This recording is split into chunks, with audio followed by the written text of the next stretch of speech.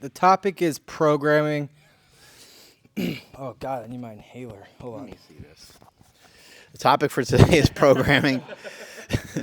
Kenny has just died, but the podcast must go on. We are going to be talking about kind of like exercise selection in the beginning of a workout. I was just telling Kenny off air. I was saying when I was a kid, when I was like his age, basically, I would look at people, I'd scowl at people in the gym, and I would judge them for their exercise selection right as they came into the gym. And I was always like, why are these guys working out backwards? I didn't understand because I had a strength base, and I was taught powerlifting from the age of around 13, 12 years old, somewhere in there. And that's all I knew. And so you always started out a back workout with some type of deadlift or a bent over row. You always started legs day with some type of squat. You always started a chest day. Wasn't even a chest day. We didn't have a chest day. It was a bench day. And you either did a regular bench press or an incline bench, or if you were injured, you did like behind the neck shoulder presses, which kill. So I don't know why that was a good exercise for injury. But anyway, you started out with like the compound movements, and I was kind of confused by these guys that were kind of like working out backwards almost, it looked like to me. Yep, I would agree with that. In the beginning, I still do this. I start out with the hard stuff because if I start out with tricep extension or some type of isolation before I go into my bench press or my overhead press, I'm just going to be fatiguing myself, and that's going to limit the amount of weight I can push on that exercise. And the reason I'm doing that exercise is to progress each week and get stronger at the movement along with getting bigger. So it makes more sense to me to prioritize that in the beginning, because you can always add the tricep extensions in after and let those rip because you don't have any compounds to do after that. It's at the end of your workout. So I agree with that. But I think it depends on your goal, kind of, right? What you want to start with. 100% depends on your goal. Because I was so into powerlifting and I loved it, I just didn't understand why anybody would work out any other way. And as I got older and started to learn more about different exercise selections, I started to learn about, like, a lot of times a bodybuilder, they might choose to do a deadlift after an entire back session. I'm like, huh? That sounds super strange. So I started to learn these things as I got a little bit older. And I started to also learn the value of getting like a pre-pump. There's also a lot of value in selecting an exercise because that area is a weak point. I think for a lot of people, they can relate lats, triceps, calves. You got these kind of like lagging body parts that are hard to get to. And to me, like, all the more reason to maybe start a workout off with forearms and calves, because maybe you don't normally get to them. And maybe at the end of a squat or deadlift session, you don't have the energy to put into it. So I kind of wish I had a little bit more insight when I was younger to kind of recognize why you might want to start out, getting a shoulder pump or getting a pump in your chest before you entered into some of the compound movements. Yeah, I was just going to bring up when I started implementing winning warm-ups when I was training at Super Training. That to me was confusing at first, but over time I was like, wow, this is super beneficial. Explain that. Explain a winning warm-up. A winning warm-up is to basically increase GPP and your overall work capacity, right? So you pick 3 movements. You do 3 sets of 25 on everything, a superset. So let's say you're benching, you might do a face pull, tricep extension, and a kettlebell, upside down kettlebell bench press.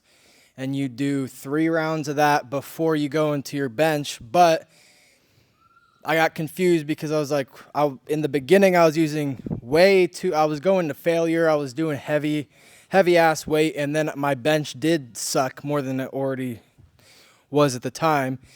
So then I figured out that, like, I looked it up, I researched it, I talked to Matt Wenning, I talked to Smokey, and I was like, oh, this is just to move blood. So there's a limit. So if you want to take that route and you can still progress your main lift, I don't think it'll really limit you. But if you push a little bit too far, like, you have to walk kind of a fine line when you're doing those things, because it can hurt you. again, it would come down to, sometimes it comes down to exercise selection, and it comes down to what you want to prioritize. Matt Wenning's intent with that was basically just to bring up your fitness. And a lot of times they'll say GPP, your general physical preparedness, just kind of meaning that you're going to be able to handle more work over time. And what someone like Kenny has done a great job of, it's hard to work out with Kenny. That's one of the reasons why I like training with him, even though we're like filming and kind of effing around a little bit too. If he's training hard for the day, it's really tough for me to keep up with him. Now, you wouldn't think that would be the case because I can run for miles and miles on end, and if I take him out for a run, he's gonna keel over. Yeah, we've done that before. But the reason why he's hard to keep up with is because his fitness level in the gym is really high. And that's what you want to try to build up over time. What I've learned over the years is the best lifters, the people that are the most jacked, the Stan Efferdings of the world, people like that, they have a really high capacity.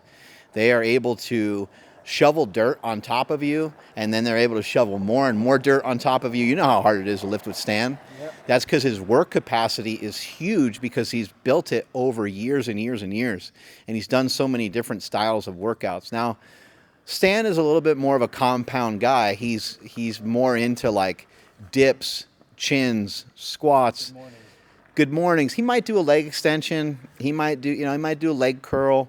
But the amount of machines and stuff that guy's going to use is going to be low.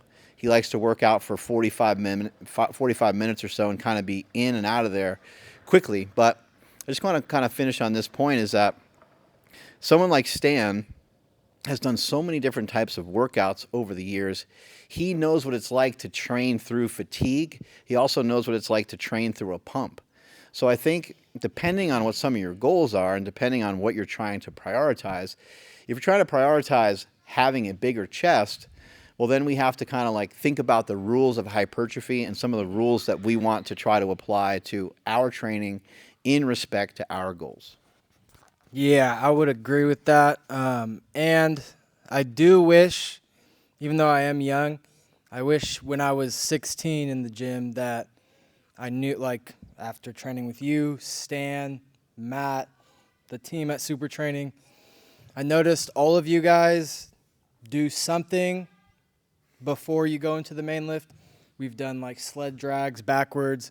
Stan, even though we did fucking heavy squats for 1 rep, heavy good mornings, and then heavy hack squat, no real isolation. We still started with the sprinter bike and hamstring curls. So I noticed, I don't know if it's the best way, but everybody that I look up to and that I've learned from does something, moves some type of blood before the compound movement. So I would say add that in, see if it works, because once I figured out and I studied like the Wenning warm-ups and stuff, it was like, oh, that makes sense to do lat pull-downs before bench because I'm going to be pressing off my lats and I can feel them. It's also a great way to connect with muscles through the exercise. So I didn't know how to use my back when you would tell me, use your lats, bench off your lats, flare your lats, do all that type of stuff. Like little cues I couldn't understand because I couldn't feel it. But after moving blood, just doing like, sets of 25, 30 reps before the bench press, that helped me. Okay, that's my lat, I'm benching off it, and then I got better at the bench. But if you go too far past those little warm-ups, you might be in trouble. Rice and Grinds, code Anabolic 10. They have amazing products. They have almond butter with a ton of different flavors. They have cream of rice that's not so high in iron, much healthier for you, consistent digestion, tons of flavors. So make sure you go check them out. Use our code again, Anabolic 10. It helps us. It'll help your gains, help your progress. So check that out. Ben Patrick, Knees Over Toes, once said at our gym, he said, get such a pump that you can't hurt yourself. And that was kind of a weird comment, especially coming from like someone who has more of an athletic background than he does like a meathead background. But I was like, I think I know what he means. I think he means get such a pump in a particular area that you can really no longer produce enough force to hurt yourself any longer. And when he was telling me this, we were doing backward sled drags. And it was before we went into a bunch of other exercises, which again, you got to kind of keep the context of everything in mind. We were just doing a lot of body weight mobility movements. We weren't getting ready for a heavy squat session.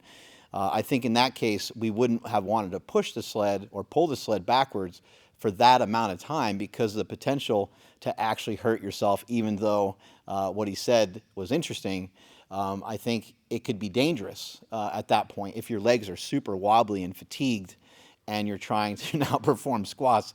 Probably not a good idea, and as Kenny pointed out earlier, not a great place to start your lifting career. If you're new with everything, maybe you want a casual warm-up. Maybe you're going to do a little bit of that Jay Cutler style. Jay Cutler would do 3 to 4 sets before all of his squat workouts. Now, Jay Cutler would smash himself on those leg extensions, and I'm not advocating for that until you're more advanced, but that might be something you want to try. Kenny also did a great job just now saying almost all the people he looked up to utilize this pre-fatigue method. When you think about all the greats, you think about like Lee Haney, and you think about guys that have coached some other bodybuilders, Mike Menser, Dorian Yates. A lot of these guys, even though they might have had different styles of training, even Arnold, a lot of them would use some sort of pre-exhaust. Another person that comes to mind when I think of pre-exhaustion is Mike O'Tren. Mm-hmm. When you go and do a workout with Mike, you might do 6, 8, sometimes even like 10 sets of something before the actual like real workout starts. For example, it could be me and Kenny, Mike, and maybe another person or two, and we'll just do back extension after back extension after back extension. Might do 3, 4 sets. We're talking, we're working up a sweat, we're getting in some reps. Then all of a sudden Mike grabs a 45, and then you're like, okay, shit's starting to get real. Next thing you know, you're doing pull-ups. Next thing you know, you're doing like all these other back exercises, stiff leg deadlifts. The workout gets to be absolutely brutal. And the next day you feel like you got run over by a truck, and you kind of almost forgot about the 8 sets of back extensions that you did. But you're like, why the hell are my hamstrings so sore? Yeah. So there's a lot of ways to kind of sneak this stuff in. There's so many different ways to program. And before we sign out for today, we'll try to give you a little bit of some examples of definitive workouts that you can try, so you're not just like thoroughly confused by what we're talking about.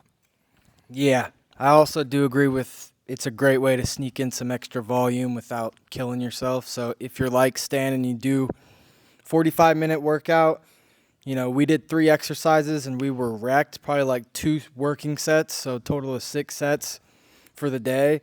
But he did find a way to sneak in some isolation work before that, so that's also something. But I was just going to ask you, what did Joe Sullivan have you doing for a little while? It seemed like Joe wanted you to train, I think maybe your triceps like 4 days a week or your back 4 days a week. So that's another example, bringing up a weak point, right? Yeah.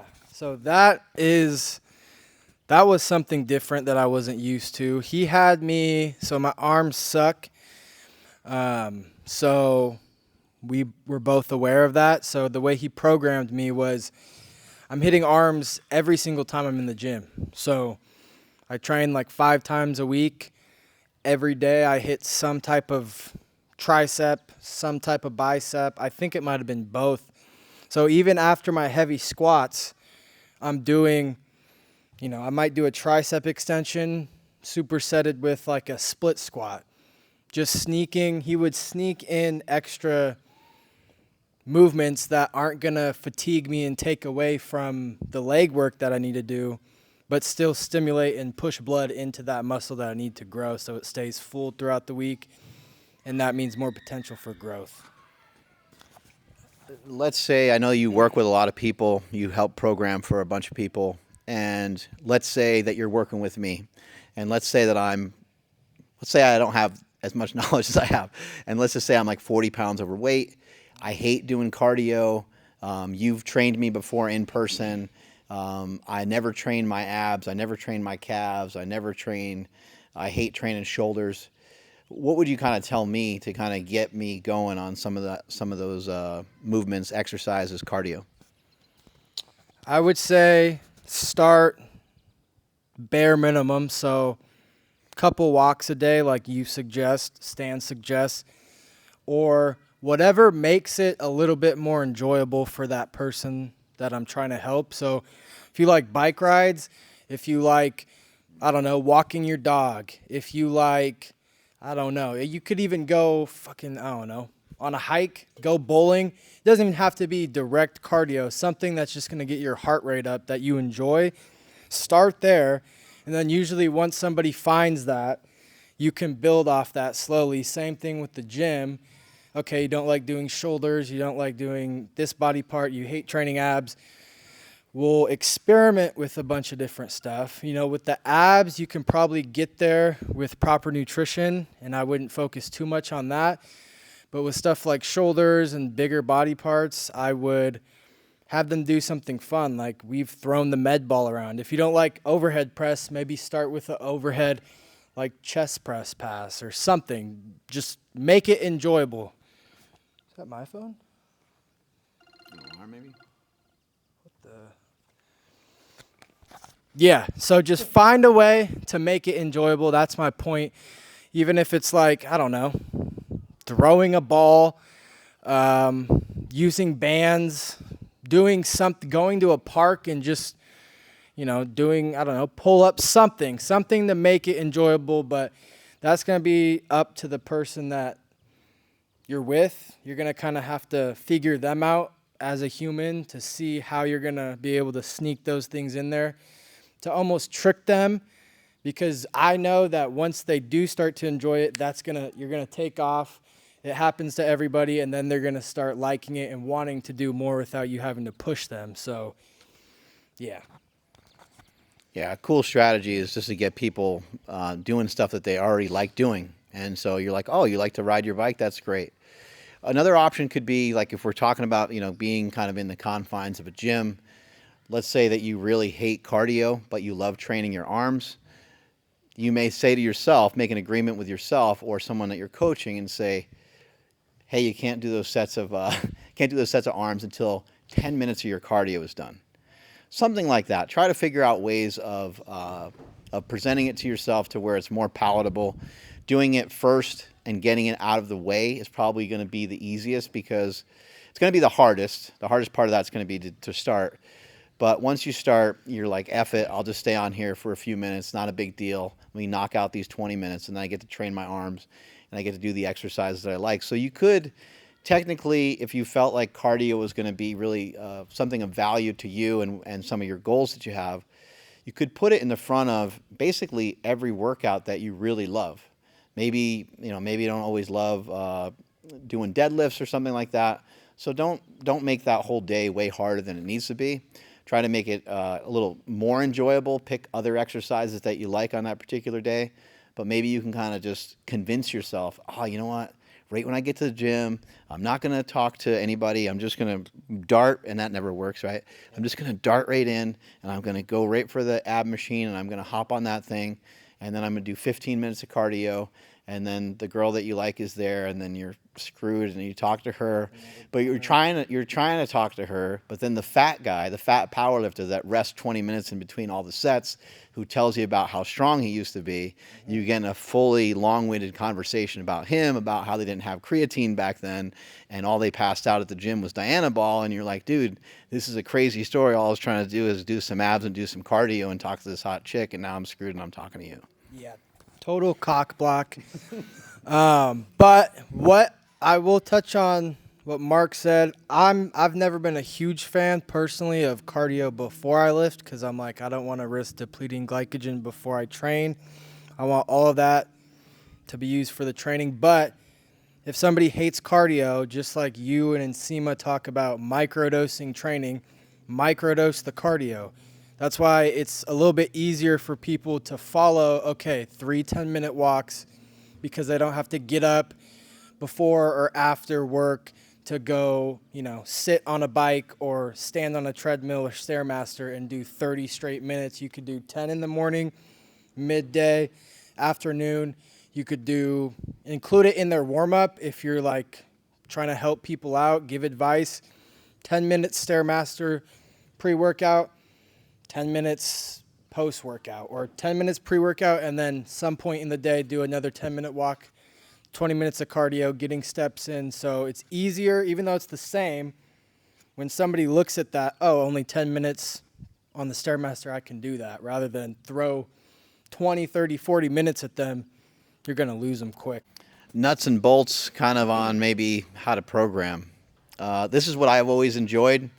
And again, as we pointed out, there are so many ways to get all this stuff done. For me personally, I have over many, many, many years, I've really enjoyed a main movement. I used to call it the main event when I used to kind of like write some of these exercises out. There would be a main movement. It wasn't always a barbell movement, but most of the time it was a barbell movement. I would basically do, I guess, what people call nowadays power bodybuilding. I would do like 1 or 2 movements that are a little bit more in the powerlifting realm in terms of the exercise selection and in terms of the reps and sets. So a typical workout might look a little something like this. I might have done 5 by 5 sets of 5 reps, probably with about 4 or 5 minutes rest in between sets of something like a deadlift.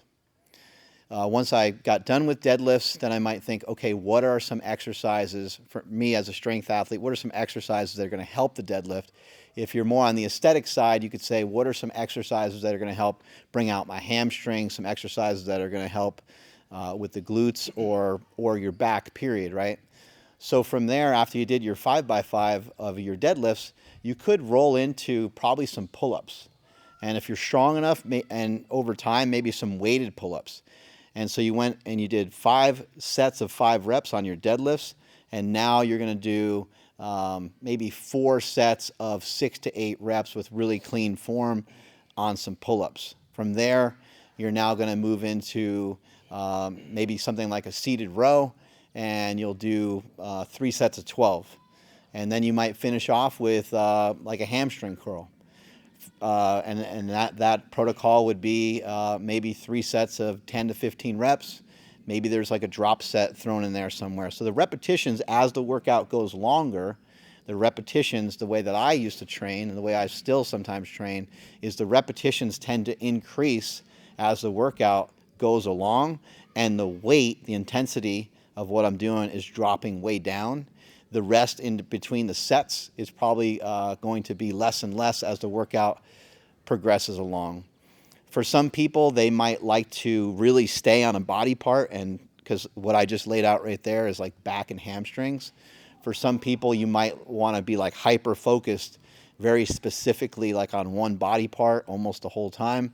That's kind of up to you. Kenny, how do you like to handle things?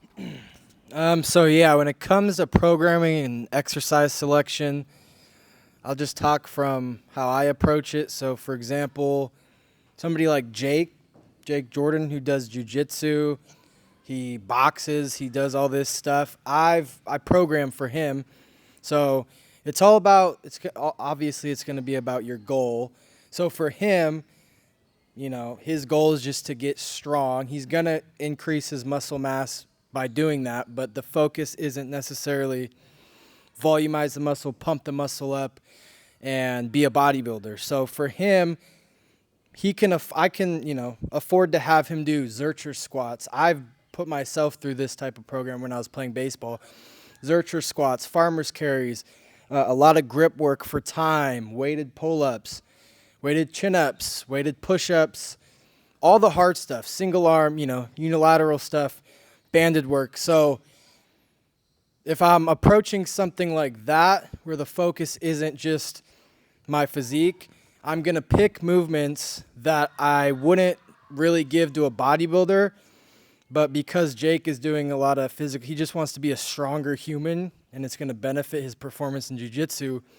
I'm having him do these really difficult movements, but I'm not having him take these movements to failure like I would a bodybuilder, but just doing the hard shit, doing stuff that's going to force him to stabilize, build his core up, thinking of just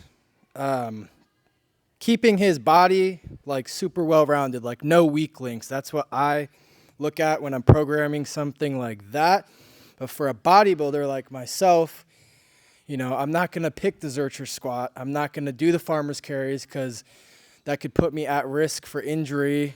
And Too indirect. yeah, it's it doesn't make too much sense because the Zercher squat is going to, mess my biceps up. My lower back's going to be fatigued, and that's going to affect the next, isolation that I really need to focus on, as to where Jake, who's focusing on strength, he's not taking movements to complete failure like that because he's doing movements that require you to stabilize. And if you take maybe a Zercher squat heavy to failure, you could definitely injure yourself. So I think just depends on your goal, but when it comes to picking your exercises, that's the first thing that pops into my brain is, okay, what is your goal? Is your goal to get strong? Okay, let's prioritize the barbell movements. If you're just trying to be a bodybuilder, maybe you can afford to do like one of these prime machines. You could start with that. That's not going to kill you, but I do think doing the hard stuff, no matter what your goal is always going to be the best option, and prioritizing that because it's just going to build everything. Why would you not want to do any type of barbell work that's going to force you to stabilize, brace, teach you how to stay tight, create tension on the eccentric, do all these cool little things that you learn from these movements compared to just being in like a little fixated shoulder press? To me, it just makes more sense. But some people will sometimes ask me about running, where do I place running? Do I run before I lift or after I lift? I would just say, it doesn't really matter. Just whatever works with your schedule. If you can avoid running and lifting, on multiple days and stuff like that, that might be a good idea. If you feel like you have to do them together, what's going to happen is if you run before you lift, your lifting is going to take a hit. But that's okay. That's temporary. Your body's going to get used to that. You'll adapt to it over time, and you'll get better. The same thing happens with jiu-jitsu, and the same thing happens with a lot of other things where people are like, man, I can barely lift after jiu-jitsu. I'm half dead. Well, your body will start to get used to it over time. So just give it a chance, give it an opportunity for it to get better. It might take months. It might take a while. Also, something that's super important that I totally forgot, I can't believe Kenny and I both forgot it, is that the most complex stuff, the stuff that you need like the most energy for, it's really important that that's probably first. Maybe after like a warm-up. But if you're trying to throw a baseball as hard as you can, or you're trying to do really high box jumps, or you're, it's not like you throw a baseball as hard as you can in a gym, but I'm just utilizing that as an example because the amount of force that you need to apply when you do something like that. If you want to do sprints for the day, you'd be better off doing sprints most likely before your workout. Get a good warm up in, do some of your sprints. There are some people that would lift first to get themselves used to the weight on their back of squats, and then they would go out and sprint, and sometimes they would sprint faster, but that's more of a really high level thing. So if you're going to do box jumps and med ball tosses and explosive stuff, do that first in your training session. Same thing with Olympic lifting. Olympic lifting is really hard to do after the muscles are already fatigued and tired. You're probably just going to set yourself up for some injury. Yep, I would agree with that. Yeah, I've done both. I wouldn't even go to the bathroom. I wouldn't do anything, wouldn't lift a finger before doing my main lift. But after learning from people like you and Stan, I found you're going to have to figure it out for yourself, what weights you're going to use, what exercises, because it doesn't even have to be free weight. It can be a band. You could do, 3 sets of a minute tricep extension before benching, or do something just to move blood, because I found I do feel a lot better. I do feel like it might have some injury prevention thrown in there. Not too sure, don't know the science, but it just feels like you're priming your body in the right areas before going into the main lift with the muscles you're going to use for that lift. So to me that makes sense, but don't overdo it, because then you're going to take away from your goal, which is progressing the main lift. So you're going to have to experiment for yourself. Feels great to move around some weight if you're waiting for a friend, waiting for a training partner. Don't even really ever wait on anybody. Just start moving around some weight. Maybe you're doing different muscles than what you're planning on working for the day, or maybe you're doing the exact muscles you're working for the day. It really doesn't matter, but I know for myself personally, that has always felt really good. And don't be afraid to follow your own intuition, your own instincts. As we always share with you, everything we do in here is made up. You know, somebody made it up, and somebody might have made it up better than Kenny and I, and somebody might make it up.